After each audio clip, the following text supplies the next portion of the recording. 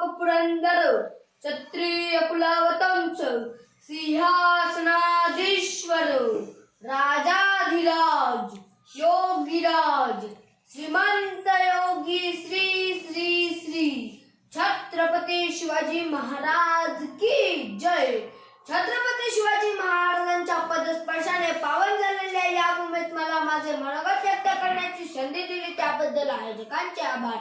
महाराष्ट्राचे आदिदैवत भूपती नृपती पृथ्वीपती परमप्रतापी प्रबल बुद्धिमान विज्ञाननिष्ठ जनविख्यात विश्ववंदनीय राजाधिराज योगीराज श्रीमंत योगी छत्रपती शिवाजी महाराजांना या जिजाऊच्या लेखाचा मानाचा मुजरा छत्रपती शिवाजी महाराज की हे शब्द कानावर पडताच ज्यांच्या मुखातून आपोआप जय बाहेर पडतो, रक्त सळसळते, छाती अभिमानाने फुगते अशा मराठमोळ्या माझ्या मित्र आणि मैत्रिणींनो, मी वेद हेमराज सोनवणे आज मी येथे अशाच प्रकारच्या महान व्यक्तीची गाथा उलगडणार आहे ज्याचा मला तुम्हालाच नव्हे तर संपूर्ण देशाला अभिमान आहे।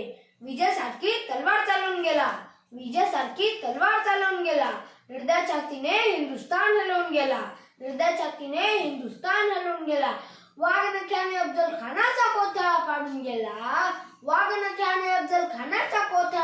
गेला असा मर्द मराठा शिवबा होऊन गेला आज या मातीमध्ये जन्म घेतलेल्या मुलाला सांगावे लागत नाही की शिव छत्रपती कोण होते, कारण जन्मताच इथली माती त्याच्या मनामध्ये शिवराय हे नाव कोरून ठेवते। शिव छत्रपती हे नाव भारतातच नव्हे तर संपूर्ण जगाच्या कानाकोपऱ्यापर्यंत सर्वत्र पसरले आहे। कोण होते हे शिवाजी?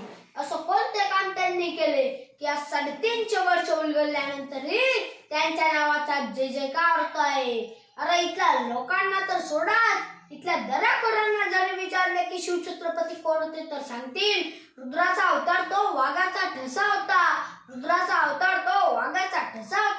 अरे विचारता सय्यदला त्यांना माझा शिवबा कसा होता। खरं तर छत्रपती शिवाजी महाराज हे नाव असं आहे की त्यांच्या नावातील प्रत्येक अक्षर त्यांच्या कार्याची व कर्तृत्वाची माहिती सांगणारे व प्रेरणा देणारे आहे। 36 हत्तींचे बळ असणारे, त्रस्त मोगलांना करणारे, परतन फिरणारे, ती तिन्ही जगात जाणणारे, शिस्तप्रिय वा वाणिज्य तेज, जिजाऊचे पुत्र महाराष्ट्राची शान, हार न मानणारे, राज्याचे हितचिंतक, जनतेचा राजा म्हणजे छत्रपती शिवाजी महाराज। अरे कोण्या एकेकाळी आम्ही जनावरांसारखे जीवन जगत होतो। आमच्या अन्नधान्यावर तर सोडाच, आमच्या देहावर देखील आमचा अधिकार राहिलेला नव्हता। अरे इथल्या लोकांना आणि प्राण्यांना तर सोडाच, इथल्या मंदिरातील देव देखील सुरक्षित राहिलेला नव्हता। त्याच वेळी सिंदखेडचे राजे लखुजी जिजाऊ यांची कन्या म्हणजे साक्षात दुर्गा भवानी रणचंडीचा अवतार जिजाऊ यांचा विवाह तोडी समोर निजामशाहीचे सरदार मालोजीराजे भोसले यांचे सुपुत्र शहाजीराजे भोसले यांच्याशी झाला। त्यावेळी महाराष्ट्रावर 5 सुलतानी सत्ता राज्य करीत होत्या। त्यांच्या आपापसात सतत लढाया सुरू असायच्या। यात महाराष्ट्राचे मोठे नुकसान व्हायचे व मराठा सैनिक बेहाल होऊन मारले जायचे। त्यावेळी महाराष्ट्राच्या भूमीला हवा होता एक झंगार, धगमगता पेटता अंगार, अखेर ती वेळ आलीच, सह्याद्रीची गर्जना झाली। फाल्गुन तृतीया शके 1551-19 फेब्रुवारी 1630 रोजी अखेर जिजाऊची पुण्याई फळाला आली। हो, कारण जनतेचा पोशिंदा राजा शिवबा जन्मला। अरे माझा राजा जन्मला, माझा शिवबा जन्मला। दीनदलितांचा कैवारी जन्मला, दुष्टांचा सहारी जन्मला। अरे माझा राजा जन्मला, माझा शिवबा जन्मला। शिवायांच्या जन्मापासूनच अनेक वर्षापासून अंधारात चढपडणाऱ्या महाराष्ट्राच्या माथ्यावर जणू काही प्रकाशाचे किरण पसरू लागले। शिवराय जिजाऊंच्या संस्काराखाली हळूहळू वाढू लागले। जिजाऊंनी त्यांना सत्यासाठी व न्यायासाठी लढायला शिकवले. जिजाऊंनी त्यांना शिकवले, जर कोणी चुकत असेल तर त्याला सत्याची वाट दाखवा आणि जर कोणी लढत असेल तर त्याला मराठ्याची जात दाखवा. अशी शिकवण जिजाऊंकडून शिवरायांना लहानपणापासूनच मिळत गेली.